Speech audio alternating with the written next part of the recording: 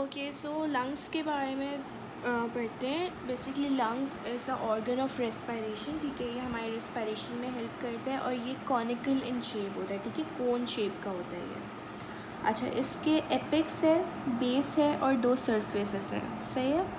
जो एपेक्स होता है ना, इसका अप होता है और बेस जो होता है डाउनवर्ड होती है।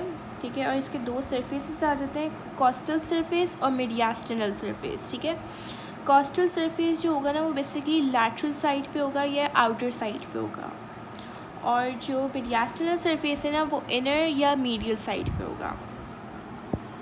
तो ये इसका जो है ये इसका कॉस्टल सरफेस है और ये अंदर वाला जो है ना ये मीडियास्टिनल सरफेस है। ठीक है, अब हम लोग आ जाते हैं एपिक्स की तरफ। इसका एपिक्स ये है। सही है, ये। और बेस क्या है इसका? बेस ये रहा। तो एपिक्स जो है ना वो बेसिकली रूट ऑफ नेक की तरफ डायरेक्टेड है।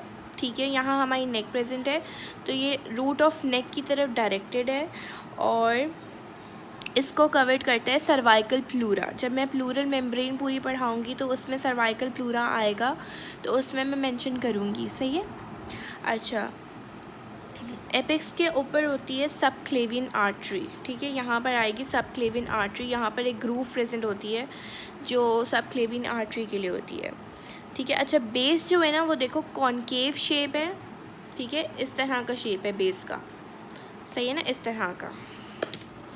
और ये क्या होता है, ये डायफ्राम के ऊपर होता है। लाइक डायफ्राम यहाँ है और लंग्स यहाँ पर है। ठीक है, तो बेस सिट्स ऑन डायफ्राम, यानी डायफ्राम इसके नीचे होगा बिल्कुल। ठीक है।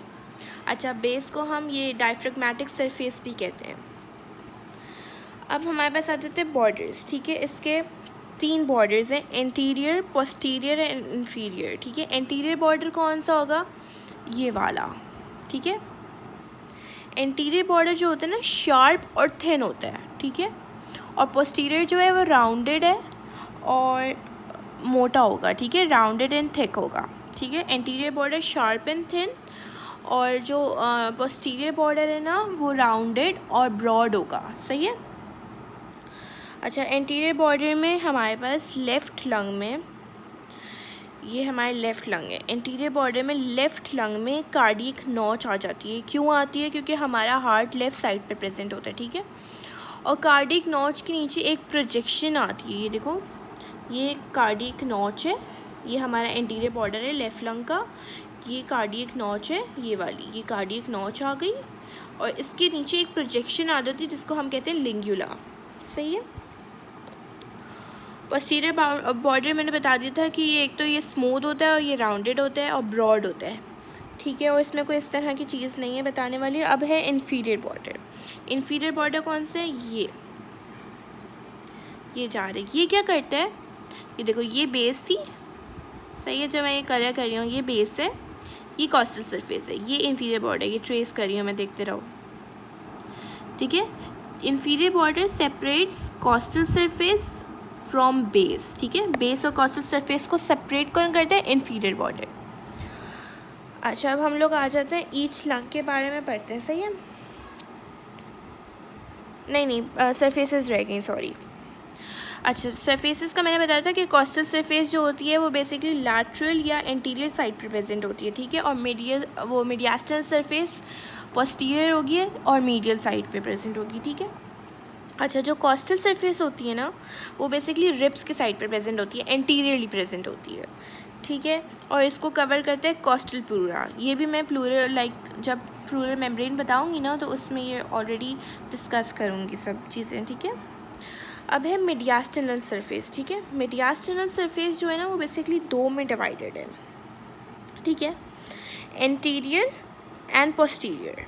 अच्छा, जो इसका एंटीरियर पार्ट है ना उसमें क्या आ जाता है? हाइलम आ जाता है, ये हाइलम आ जाते हैं। और जो इसका यहाँ पोस्टीरियर पार्ट है ना उसमें थोरासिक वर्टिब्रा का आ जाता है, क्योंकि मैंने बताया था कि ये पोस्टीरियरली प्रेजेंट होती है। ठीक है, इसका ये एंटीरियर पार्ट है और ये इसका पोस्टीरियर पार्ट है। तो एंटीरियर पार्ट में हाइलम आ जाएगा और पोस्टीरियर पार्ट में आ जाएगा थोरासिक वर्टिब्रास। मतलब थोरासिक वर्टिब्रा के रिलेशंस हैं यहाँ पर, ये रिलेशंस बता रही हूँ। सही है। अब है राइट लंग। ठीक है, राइट लंग। हाँ, अब देखो, राइट लंग के बारे में सबसे पहली बात है कि इसकी जो लेंथ होगी ना वो छोटी होगी और जो विड्थ होगी ना वो बड़ी होगी, ठीक है। ये ज़्यादा बड़ा है, ठीक है, इसकी विड्थ बड़ी है और लेंथ छोटी है, सही है। इस पिक्चर में क्लियर नहीं है लेकिन इसकी लेंथ छोटी होती है। ये देखो, यहाँ पे देख लो, लेंथ देखो, इसकी देखो और इसकी देखो। तो राइट लंग की लेंथ छोटी होगी और विड्थ जो होगी ना बड़ी होगी। देखो ये मोटा है, ये पतला है, ठीक है। तो ये छोटा और मोटा होगा और ये लंबा और पतला होगा, सही है। अब राइट लंग में दो फिशर्स आ जाते हैं, horizontal fissure and oblique fissure. और इसकी वजह से हमारा जो लंग होता है वो 3 पार्ट में डिवाइड हो जाता है। राइट लंग सुपीरियर या upper part, middle part, inferior या लोअर पार्ट, ठीक है। जो सुपीरियर और मिडिल पार्ट को डिवाइड करते हैं ना उसका नाम होता है हॉरिजॉन्टल फिशर, ठीक है। और जो मिडिल और इन्फीरियर पार्ट को डिवाइड करते हैं ना उसका नाम होता है ऑब्लिक फिशर, ठीक है। अच्छा, इसके अलावा आ गए हम लोग राइट लंग के रूट में। राइट लंग का रूट क्या होगा, एक सेकेंड, हाँ, राइट लंग का रूट क्या होगा, बेसिकली हाइलम होता है ना उसको हम रूट कहते हैं। ये हमारा हाइलम है, ठीक है, ये हमारा राइट लंग का मीडियास्टिनल सरफेस है, ठीक है, ये हमारा हाइलम है। अब हाइलम के अंदर ओपनिंग्स हैं, कितनी ओपनिंग्स हैं, 1 2 3 4 मेन ओपनिंग्स हैं, ठीक है। ये वाली होगी पल्मोनरी आर्टरी के लिए, ठीक है, ये दो होंगी पल्मोनरी वेन्स। अच्छा, ये दो जो है ना, ये देखो फर्दर 2 में डिवाइडेड है, 1 2, ठीक है। ये किसके लिए होंगे, ये ब्रोंकस के लिए होंगी। जब मैंने ट्राकिया पढ़ाया था तो मैंने बताया था कि जब ट्राकिया स्प्लिट होता है तो वो ब्रोंकस में वो ब्रोंकाई बनते हैं, ठीक है। फिर ब्रोंकाई जो होते हैं वो फर्दर 3 हिस्सों में स्प्लिट होते हैं अकॉर्डिंग टू क्या कहते हैं, लंग्स के पार्ट्स, ठीक है। तो मैंने ये बताया था कि जो इसका सुपीरियर पार्ट होता है वो पहले ही डिवाइड हो जाता है। ये देखो, ये सुपीरियर पार्ट जा रहा है इसके तरफ और जो इन्फीरियर होगा ना वो यहाँ आके फिर डिवाइड होता है, एक इधर जाता है और एक इधर जाता है, ठीक है। तो ट्रैकिया के लेक्चर में खोल के देख लेना, या मेरे पास अगर हो तो मैं दिखा देती हूँ। वेट, ट्रैकिया,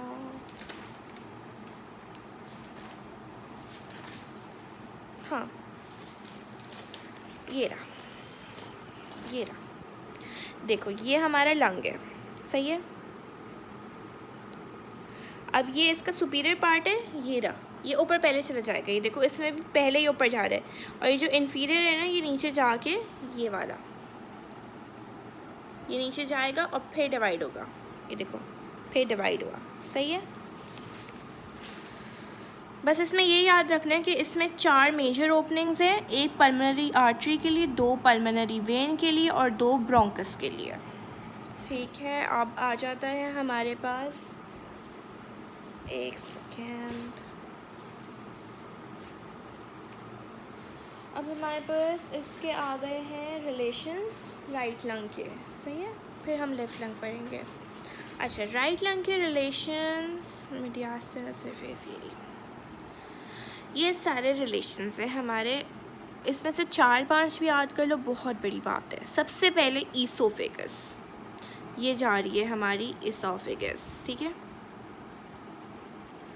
फिर आ जाता है ट्राकिया, ठीक है। ट्राकिया के बाद यहाँ पर और ऐसा कुछ नहीं है, ईसोफेगस ट्राकिया याद करने वाला है। फिर आती है right vagus nerve, right brachiocephalic vein, ascending aorta, ठीक है, superior vena cava, pulmonary artery, superior pulmonary vein. अच्छा, सबसे इम्पॉर्टेंट जो है ना ये इन्फीरियर वेना कावा है, ठीक है। तो हम लोग 3 या 4, मैंने वैसे 5 सर ने बताए थे तो मैं 5 वो वाले बता देती हूँ जो सर ने बताए थे। सर ने बताया था ईसोफेगस, ट्रैकिया का कुछ part, right vagus nerve, right brachiocephalic vein और राइट फ्रेनिक नर्व, ये रही right phrenic nerve and inferior vena cava. Inferior vena cava सबसे ज़्यादा इम्पॉर्टेंट है, ठीक है। अगर लाइक सारे भी लिख लो ना और इन्फीरियर वेना कावा नहीं लिखो तो इट्स लाइक होता है ना कि उसको ह्यूमिलेट कर रहे हो आप, तो इन्फीरियर वेना कावा इज़ लिटरली सो इम्पॉर्टेंट। सही है। अब हम लोग आ जाते हैं लेफ़्ट लंग के ऊपर। सबसे पहले इसके ग्रॉस फीचर्स क्या हैं लेफ़्ट लंग के।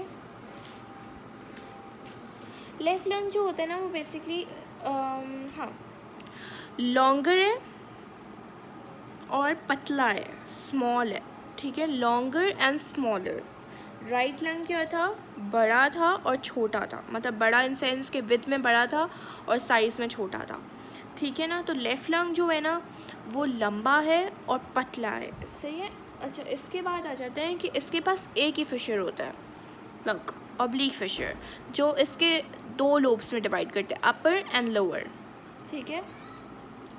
अच्छा, मैंने पहले यहाँ पर बताया था कि लेफ़्ट लंग के एंटीरियर बॉर्डर पे कार्डियक नॉच होती है due to the presence of heart, और कार्डियक नॉच के नीचे एक प्रोजेक्शन जा रही थी जिसका नाम होता है लिंगुला, ये मैं पहले बता चुकी हूँ। अब आ जाते हैं लेफ़्ट लंग के रूट के ऊपर, ठीक है। लेफ़्ट लंग का रूट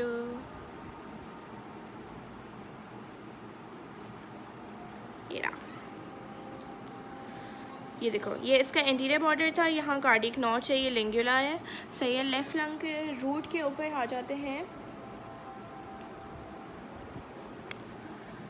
ये देखो यहाँ पर लेफ़्ट लंग, ये लेफ़्ट लंग का रूट है यार, एक सेकेंड, इस पिक्चर में क्लियर नहीं है, चलो सही है, यहीं से देख लो।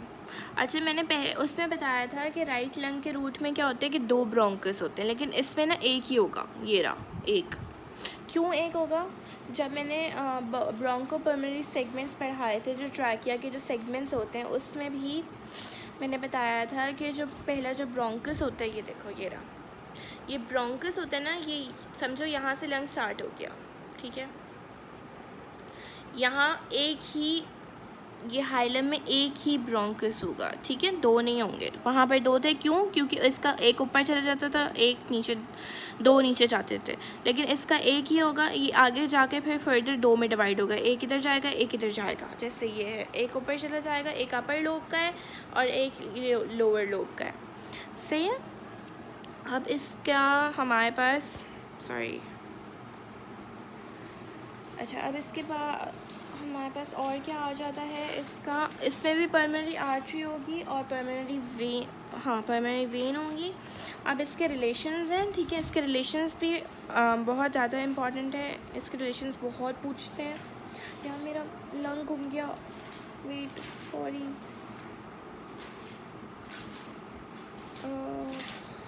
कहाँ गया ना,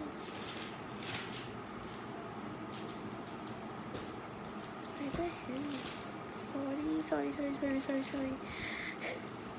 हाँ, लेफ़्ट लंग का मीडियास्टल सरफेस के रिलेशंस देख लेते हैं। सबसे पहले हमारे पास आता है डिसेंडिंग एओर्टा, नहीं पहले आएगी आर्च ऑफ एओर्टा, ये arch of aorta, descending aorta, दो चीज़ें इंपॉर्टेंट। Left vagus nerve,